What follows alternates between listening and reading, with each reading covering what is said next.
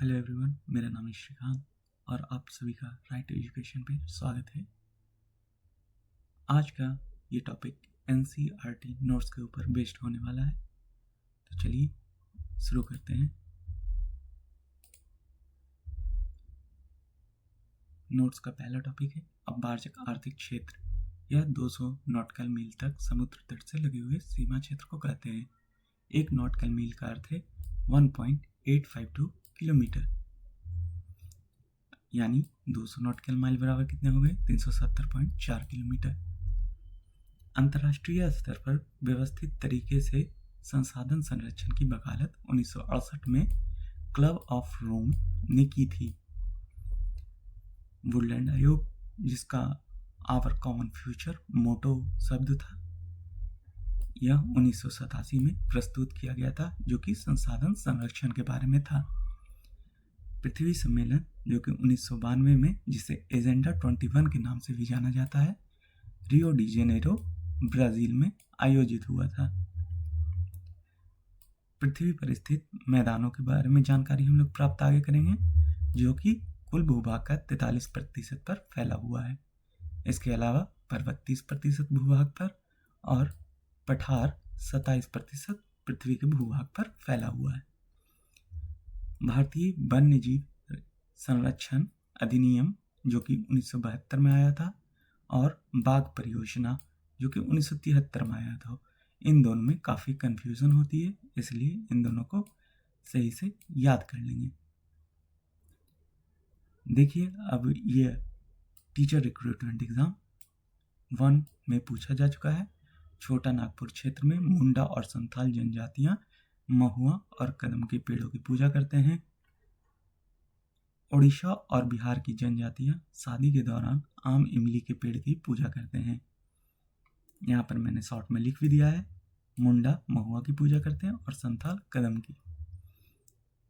बीज बचाओ आंदोलन तथा नवदान ने टिहरी के किसानों द्वारा किया गया था। संयुक्त वन प्रबंधन 1988 में उड़ीसा से शुरू हुआ था। धरातल जल से ढका हुआ है, तो पृथ्वी का धरातल कितना चौथाई जल से ढका हुआ है? तो 3/4। यहाँ पर अटल भूजल योजना कब शुरू किया गया था? 25 दिसंबर 2019 से। यह 7 राज्यों से बना हुआ है। दिल्ली के सिरी फोर्ट में इल्तुतमिश ने हौज खास बनवाया था। तो हौज खास किसने बनवाया था? इल्तुतमिश ने। बांधों को आधुनिक भारत का मंदिर कहा था जवाहरलाल नेहरू में। ये काफ़ी इंपॉर्टेंट है क्योंकि इसे कई एग्जामों में पूछा जा चुका है। भादो गीत कहाँ गाया जाता है? तो दामोदर घाटी क्षेत्र में यह गीत गाया जाता है। सरदार सरोवर बांध गुजरात के नर्मदा पर जो कि बना हुआ एक बांध है। यह 4 राज्यों को लाभ पहुंचाता, और वो 4 राज्य कौन कौन है? गुजरात, राजस्थान, मध्य प्रदेश, महाराष्ट्र। और इसकी आधारशिला किन्होंने रखी थी? तो जवाहरलाल नेहरू ने 1961 में। इंदिरा गांधी नहर, जो कि पश्चिमी राजस्थान को मुख्य रूप से सिंचित करने का कार्य करता है। नेक्स्ट पॉइंट है कर्तन दहन प्रणाली कृषि, जिसे हम लोग स्लैश एंड बर्न के नाम से जानते हैं। उत्तर पूर्व में असम, मेघालय, मिजोरम और नागालैंड में इसका नाम झूम कृषि है। तो पूछा जाएगा झूम कृषि किन किन राज्यों में है? तो असम, मेघालय, मिजोरम, नागालैंड, ये सभी राज्यों में झूम कृषि है। मणिपुर में पामलू, छत्तीसगढ़ और अंडमान निकोबार द्वीप पर दीपा कहा जाता है।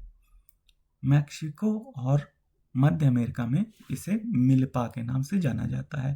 तो ये सब किसके प्रकार हैं? कर्तन दहन प्रणाली कृषि के। वेनेजुएला में कोनुको, ब्राजील में रोका, मध्य अफ्रीका में मोसले, इंडोनेशिया में लदान तथा वियतनाम में रे के नाम से ये जाना जाता है।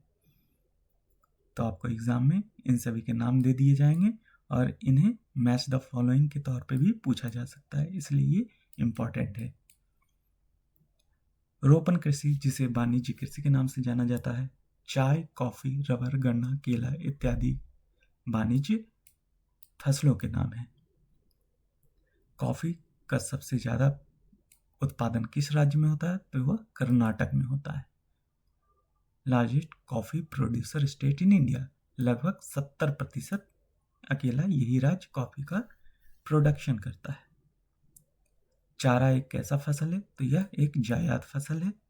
गन्ना पहले स्थान पर ब्राजील है, दूसरे स्थान पर भारत का उत्तर प्रदेश शहर है गन्ने उत्पादन में।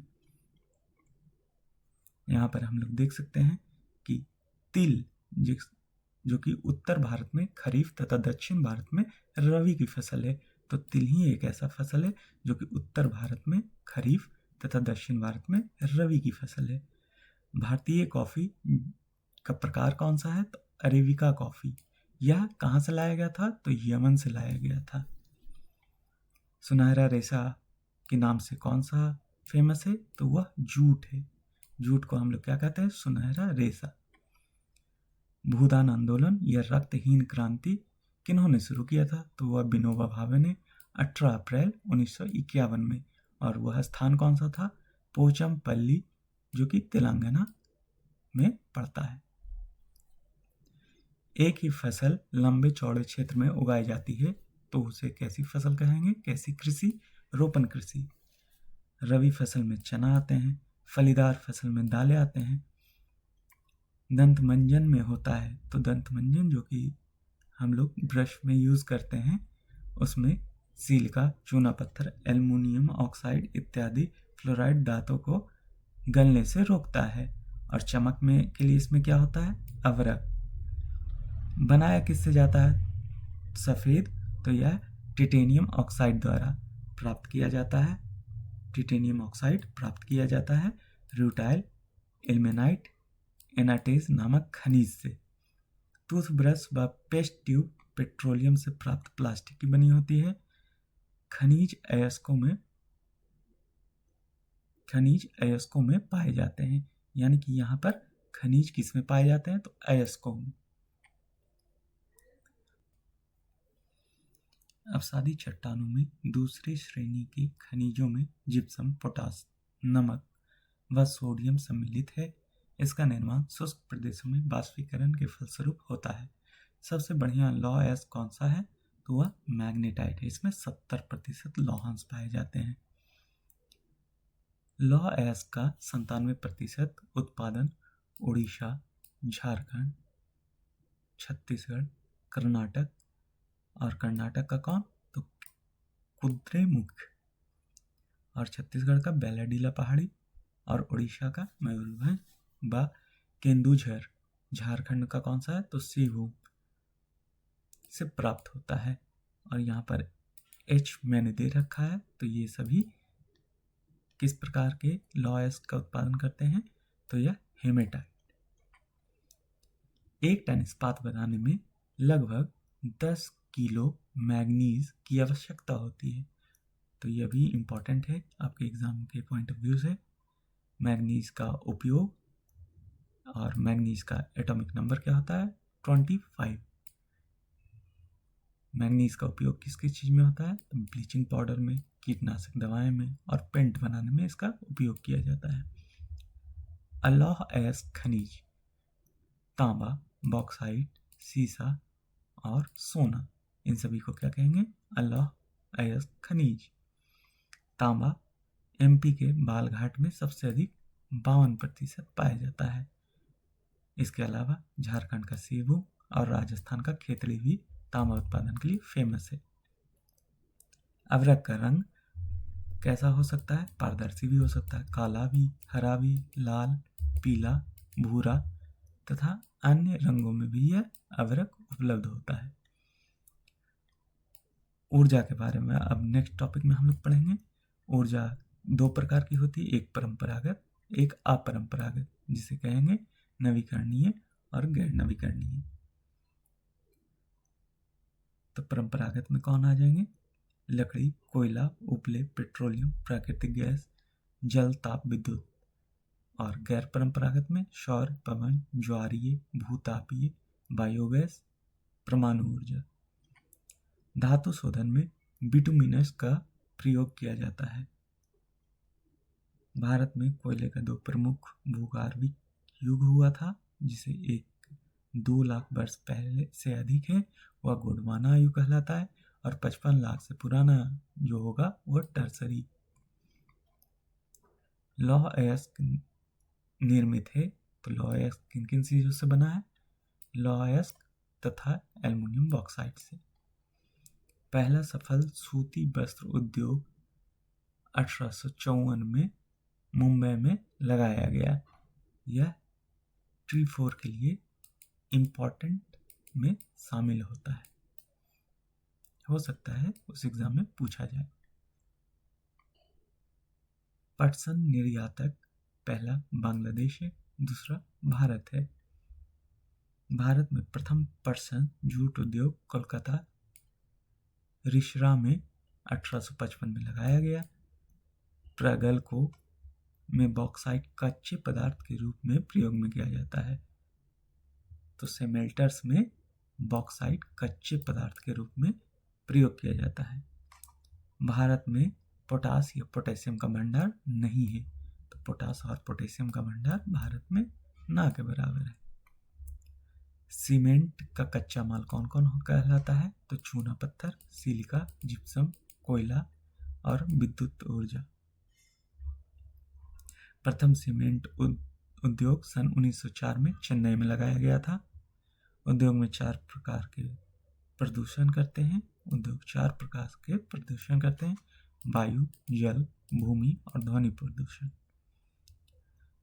भारत में सड़कों का जाल 2020-21 के डेटा के अनुसार लगभग 62.16 लाख किलोमीटर है।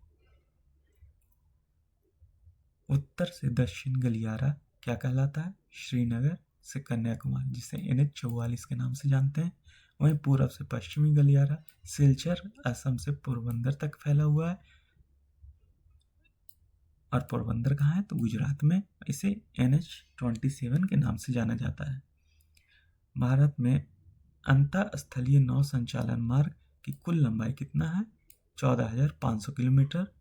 और राष्ट्रीय जल मार्ग अधिनियम कब अपनाया गया था? तो 2016 में।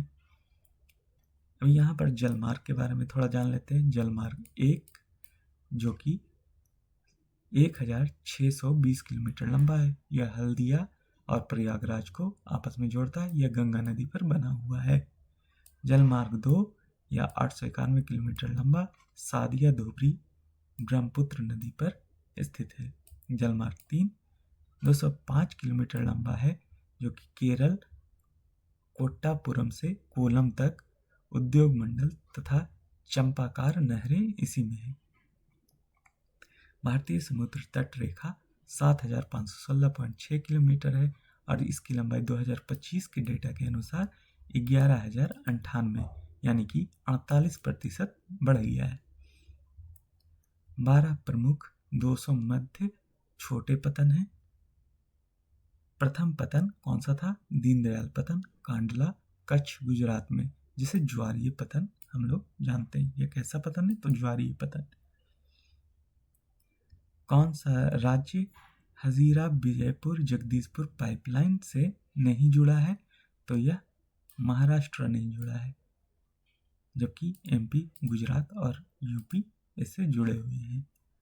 तो आज का टॉपिक नोट्स यहीं पे समाप्त करते हैं, और वीडियो अगर अच्छा लगा तो इसे सब्सक्राइब करें, लाइक करें। Thank you.